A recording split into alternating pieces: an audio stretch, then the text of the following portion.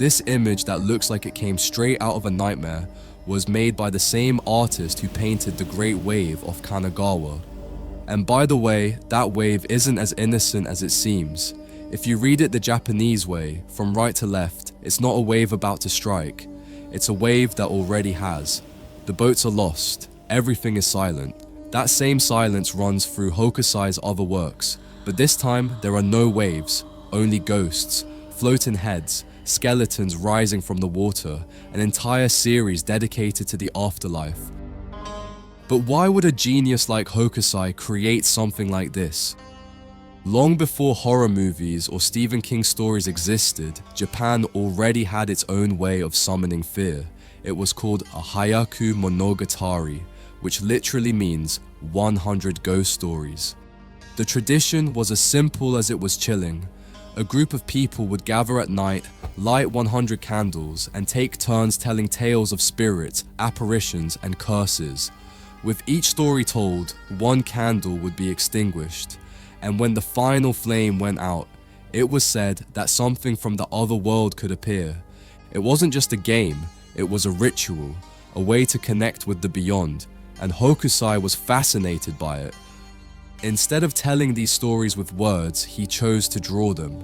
He took these folk legends, twisted them through his unmistakable style, and created a small series of prints that feel like they came from a dream, or rather a hallucination.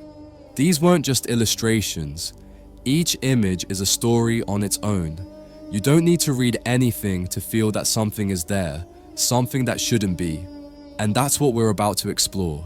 How an artist, nearly 80 years old and facing death, found inspiration in the darkest tales of his culture to create something truly unforgettable.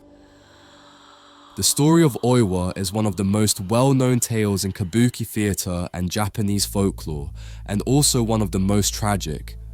It all starts with a young woman named Ume, who falls in love with a samurai named Yemon, but he's already married to a woman named Oiwa. To get rid of Oiwa, Ume's family gives her a poisoned face cream. It doesn't kill her, but it badly scars her face. When Emon saw her, he rejected her and abandoned her. Oiwa, consumed by pain and humiliation, went mad. In a fit of delirium, she stumbled and accidentally fell onto a sword. Before dying, she cursed Emon, and the curse didn't take long to unfold. Legend says her spirit began to haunt him, appearing in visions, mirrors, dreams, and in paper lanterns. And that's exactly what Hokusai depicts in this image. A lantern hanging from a cord, with a deformed, ghostly face emerging from within. There's no body, no setting, just Oiwa's face trapped inside, as if her spirit had been sealed there forever. Hokusai doesn't exaggerate. There's no blood, no drama. He simply lets the face speak for itself.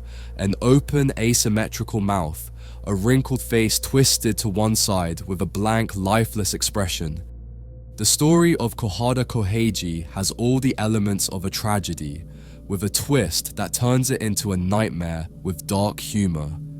Koheiji was a kabuki actor who specialized in playing ghost roles, but in real life, his fate was even more gruesome. His wife, tired of him, started an affair with another man. Together, they plotted to get rid of Koheiji, murdered him, and threw his body into a pond. So far, it sounds like just another crime, but Koheiji didn't stay dead. According to legend, his spirit came back, and not quietly. He returned as a skeleton rising from the water, determined to haunt his wife and her lover until they lost their minds. In Hokusai's print, we see that exact moment. A humanoid skeleton, covered in algae and still dripping wet, peeks through the frame of a sliding door. He's smiling, but it's not a friendly smile. It's an exaggerated, almost mocking grin, like he's enjoying the terror he's about to cause. And this is where Hokusai's brilliance shows. While the image is undeniably creepy, it also carries a hint of cruel humor. Koheiji isn't a tragic ghost like Oiwa. He's a sarcastic apparition, a vengeful joke. Hokusai never stopped drawing. Not in old age, not in poverty, not even when he was sick, not even when death was already at his heels. At the age of 73, he wrote something that still amazes those who study his work. He said, "Since the age of 6, I had the habit of drawing the shape of things. By 50, I had produced some works of real substance. At 73, I began to understand the true structure of animals, insects, and fish. At 100, I will be a true artist. And if I live to 110, everything I create, every dot, every line, will be alive." He didn't say this as an exaggeration. He truly believed it. For him, drawing wasn't a job.